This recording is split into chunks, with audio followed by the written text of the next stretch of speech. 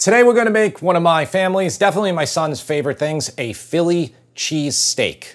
Coming up right now. All right, so there's not a lot of ingredients here. I have enough steak for probably a couple large ones, but we'll do one in the pan. I have a 2-pound, this is just a choice ribeye that I got from the store. It's nice that it's thick, it makes it a little bit easier to slice, and I put this in the freezer for about 45 minutes, though it's been sitting out a bit.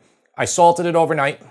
I don't have to worry about salting it now, though it doesn't really matter because you're gonna chop it all up anyway and you can salt and pepper, season it good as is. But I always like to salt things overnight.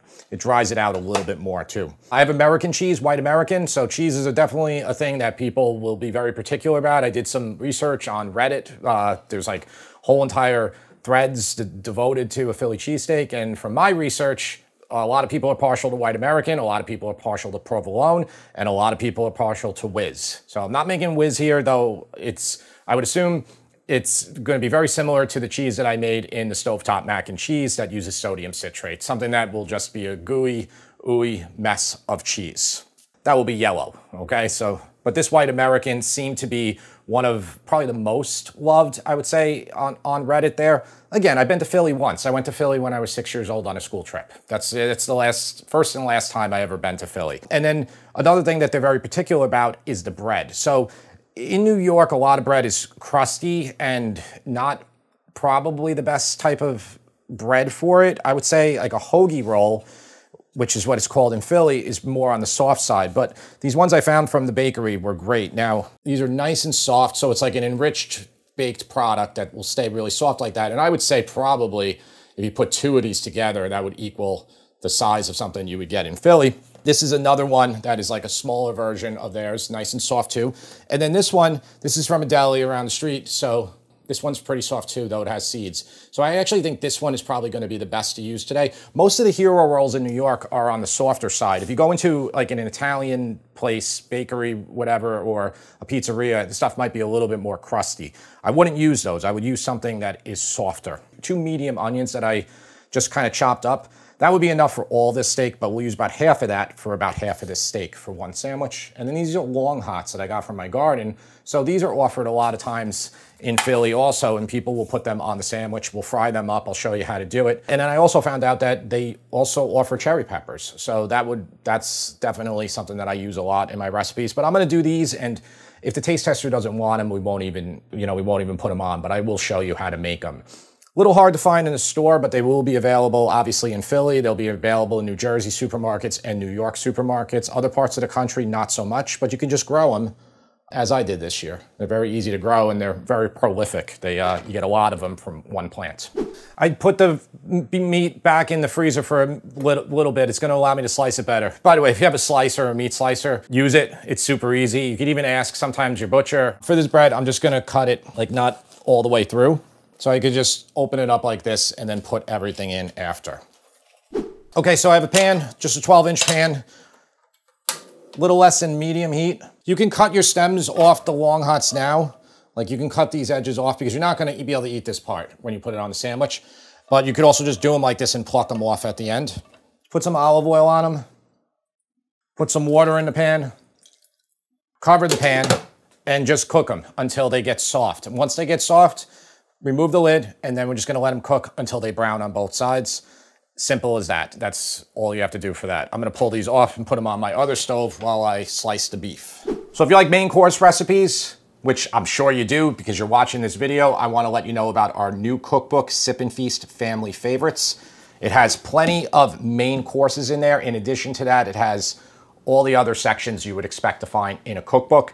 It is a beautiful cookbook, 256 pages, over 100 recipes, beautiful photo, nice instructions, good story in every single recipe. It has US customary and metric measurements, so everybody will be able to follow along with these easy recipes. Right above you is the link where you can buy it. You can get it on Amazon, Barnes & Noble, and all other sellers. QR code if you're watching on TV, which I'm increasingly aware that the majority of you are watching on TV. It's also pinned in the comments and in the description. If you don't like cookbooks, you just like watching our videos, buy it for a friend or family who does. Thanks. Probably should have got it a little bit harder than that, but we will see. Let's just try to get as thin as strips as we can. It goes without saying, if you have a very sharp knife, it will be easier. So sharpen your knife before you do this. You know, take the time to get it thin because it's going to make it better. A lot better than if you have like really thick chunks. Okay, so I'm going to cut right now what I need for one cheesesteak. So if I'm using the larger hero roll that I got from the deli, it's going to be, I would say, safe, like you would go at least 3/4 pound of meat. Because all you have on this sandwich is just meat and the cheese and the onions. A lot of delis, like local delis, they'll typically go like a 1/2 pound. Well, the cheaper ones and the better delis will often, some delis will just pack it in so much and it's over a pound of just meat. Are you gonna weigh it, or do you know approximately? Like, I'll start weighing as I get closer because I'm not anywhere near there yet. Could you use a mandolin for this? No, and I'm glad you asked that question. Do not use a mandolin, okay? It's not gonna work. It's just not, and you're gonna risk like really hurting yourself. And if you pop it back in the freezer, that could make it easier too, right? Yes. So any like really large chunks of fat like this, I would remove them. This ribeye has plenty of fat. Now, if you're using a leaner cut of meat, I would just keep whatever fat that you have, or just you might have to use more oil. It's getting cooler in the side there, so I'm just going to move over here and see. Would flank steak be a good cut? Yeah, flank would work. From my research, most of the places now are not saying what meat they use, which means that they're not using ribeye because ribeye is very expensive. And, you know, they probably want to try to get the Philly cheesesteak below a certain price point for people. This side's more frozen, so it cuts a lot easier. So that's a little thick for my liking there, that piece, but it'll be all right. How many pounds was the ribeye when you started? It was like a 2-pound ribeye. Yeah. All right, that's 12 ounces. I need more. I'm going to do a pound for this big one, for the roll. It's not, I don't think that's enough. Okay, Tara, how long was it for me to do that 1 pound? It was 6 minutes and 50 seconds. Okay, and I was talking and stuff, so probably if I wasn't doing that, probably would have been about 3 minutes, right? Maybe a minute. Yeah. Like maybe only 30 seconds it would have taken if I wasn't talking. That's what I think. That's what I'm gonna say. All right.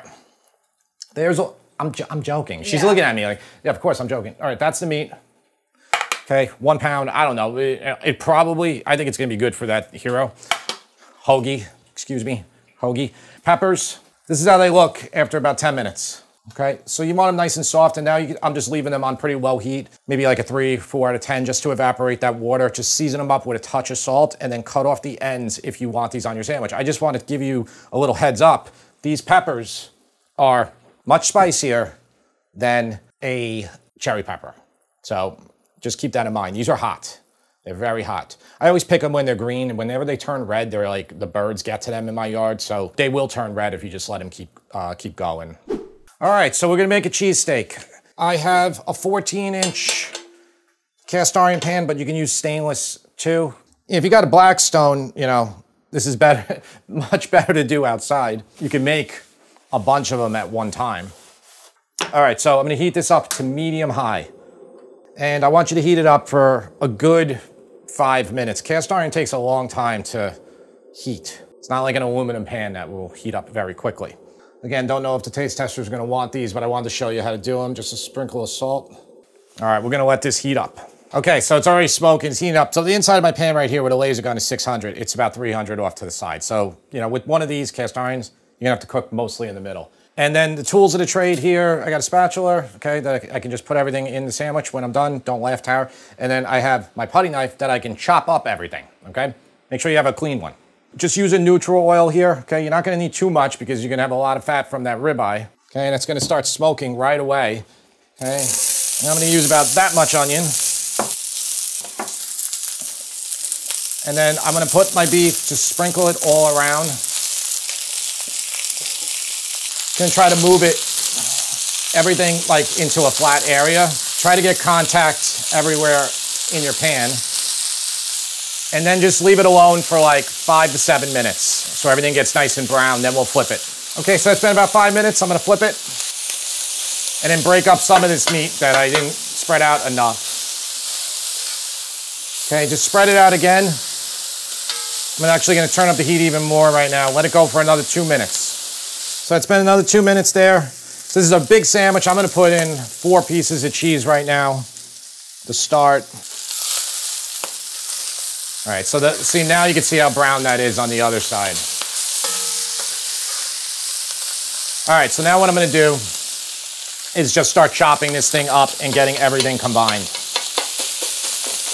That's why I like this tool. You can do double duty with it. Lower the heat even more, back to about medium.